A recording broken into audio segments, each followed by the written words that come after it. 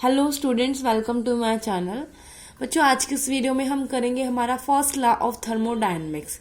आपको वीडियो इसलिए नहीं मिल रही थी बीच में बिकॉज मेरी तबीयत थोड़ी ठीक नहीं थी, बोला नहीं जा रहा था मुझसे, तो इस वजह से। बट अब हम शुरू करते हैं हमारा फर्स्ट लॉ ऑफ थर्मोडायनेमिक्स। इसमें क्या है बच्चों, आज सपोज कीजिए हमारे पास ये कंटेनर है, ठीक है। हमारे पास एक कंटेनर है और ये यहाँ से भी इंसुलेटेड है, यहाँ से भी इंसुलेटेड है और यहाँ से भी इंसुलेटेड है।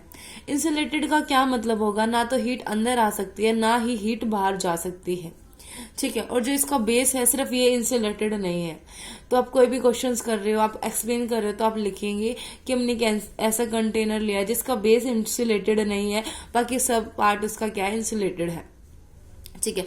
तो जो इसका बेस है डी क्यू, इसका जो बेस है, बेस डी क्यू नहीं है, जैसे बेस है बेस में हम डी क्यू इसको हीट प्रोवाइड कर रहे हैं, डी क्यू हम इसको कुछ टेम्परेचर दे रहे हैं, इसको हीट प्रोवाइड कर रहे हैं, ठीक है। हमने जब इसको हीट प्रोवाइड की तो इसके अंदर क्या हो रहा है, इसका टेम्परेचर है जो इसका टेम्परेचर और टेम्परेचर इंक्रीज हो रहा है, पार्टिकल्स मूव कर रहे हैं, पार्टिकल्स मूव कर रहे हैं। और ये जो इसका जो पिस्टन है ये क्या होगा, अपवर्ड डायरेक्शन में मूव कर रहा है, ठीक है। पिस्टन क्या होगा, अपवर्ड डायरेक्शन में मूव करेगा। बच्चों, हमने जितनी भी इसको हीट दी है इसमें क्या होगा, कुछ वर्क डन होगा। क्या होगा, कुछ वर्क डन इसमें होगा। जैसे आपके पास एक खिलौना होता है, कार होती है, उसमें आप चाबी भरते हो तो वो कुछ दूर तक चलती है, ठीक है। ऐसे क्या होगा, हमने इसको हीट दे रही है तो ये क्या करेगा, ये कुछ वर्क डन करेगा, ये कुछ वर्क डन करेगा। उसके बाद में देखो, क्या D Q equals to D W होगा, मतलब जो टोटल एनर्जी दी है क्या वो टोटल वर्क डन के इक्वल होगी? नहीं, जो टोटल हीट होगी वो टोटल वर्क डन के इक्वल नहीं होगी, क्योंकि कुछ एनर्जी हमारी इंटरनल एनर्जी के रूप में भी क्या होती है, कन्वर्ज हो जाती है, ठीक है। तो जो हमारा टोटल वर्क होगा वो इंटरनल एनर्जी प्लस में इंटरनल एनर्जी प्लस में जो वर्क डन हुआ है उसके इक्वल होगा। डी यू क्या होगी हमारी, डी होगी हमारी इंटरनल एनर्जी, ठीक है। Internal energy in the form of the temperature, ठीक है। तो जितना भी हम उसको एनर्जी दे रहे हैं वो इंटरनल एनर्जी प्लस में हमारा जो वर्क डन होगा उसके इक्वल हो जाएगा, ठीक है। देखिए, जो फर्स्ट लॉ है डायनेमिक्स का, थर्मोडायनेमिक्स का, वो क्या कहता है, दिस लॉ स्टेट्स दैट, ये लॉ क्या कहता है, this law states that if heat energy, इसने ले रखा है डेल्टा क्यू, मैंने डी क्यू लिया, इसने हीट एनर्जी कितनी ले रखी है, डेल्टा क्यू ले रखी है। इसने बोला if the heat energy D Q is given to a system, एक सिस्टम को हमने भाई डी क्यू एनर्जी दी, ठीक है, which is capable of doing mechanical work, जो कैपेबल है मैकेनिक वर्क करने के लिए, then a part due to this energy is used in increasing the internal energy, जो क्या होगा, इसका कुछ पार्ट होगा जो इसका कुछ, वो किस में यूज हो जाएगा, इंक्रीजिंग द इंटरनल एनर्जी में यूज हो जाएगा सिस्टम के, and the remaining part is used in doing mechanical work, और जो रिमेनिंग पार्ट रह जाएगा वो मैकेनिकल वर्क करने के लिए रह जाएगा, that is delta Q equals to D U plus W, delta W. जो यहाँ पे डी यू है, डी यू क्या दे रखे, इसने डी यू इसने दे रखी है इंटरनल, डी इसने इंटरनल एनर्जी दे रखी है यहाँ पे, ठीक है। डी यू क्या है यहाँ पे, डी यू है यहाँ पे इंटरनल एनर्जी, ठीक है। इस इक्वेशन से हमें क्या पता चलता है, देखो अब, when heat energy enters the system, जब हीट एनर्जी एंटर की सिस्टम में, D Q is taken as positive and if it leaves the system it is taken as negative. जब हमने, देखो ये हमारा वो था कंटेनर, जब हमने इसको डी क्यू दिया उसको हमने पॉजिटिव लिया, और जब लीव्स करेगा वो सिस्टम को तो हम उसको एज अ नेगेटिव लेंगे हम उसको, ठीक है।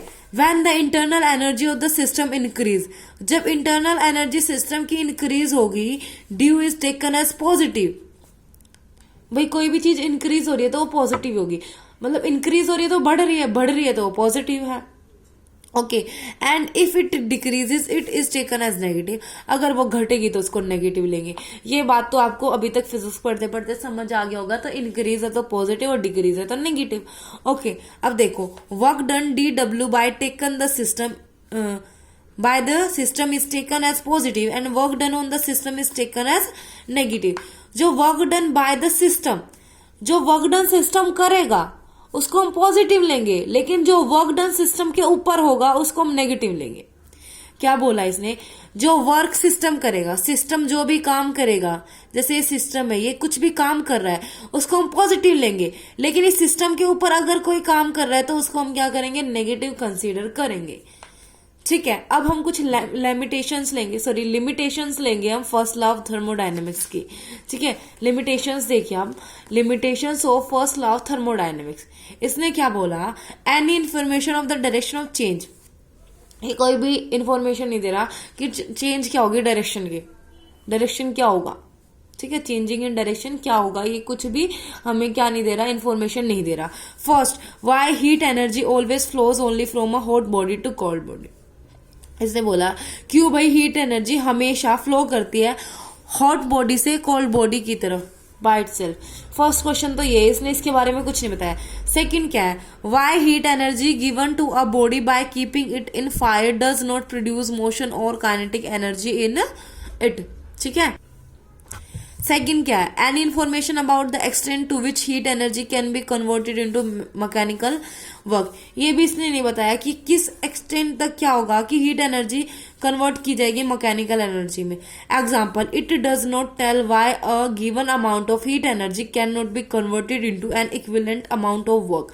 इसने बोला कि भाई हम जितनी एनर्जी देते हैं उतनी ही वर्क के अंदर कन्वर्ट क्यों नहीं होती है, मतलब जितने हमने उसमें चाबी भरी वो कार उतनी ही क्यों नहीं चल रही है।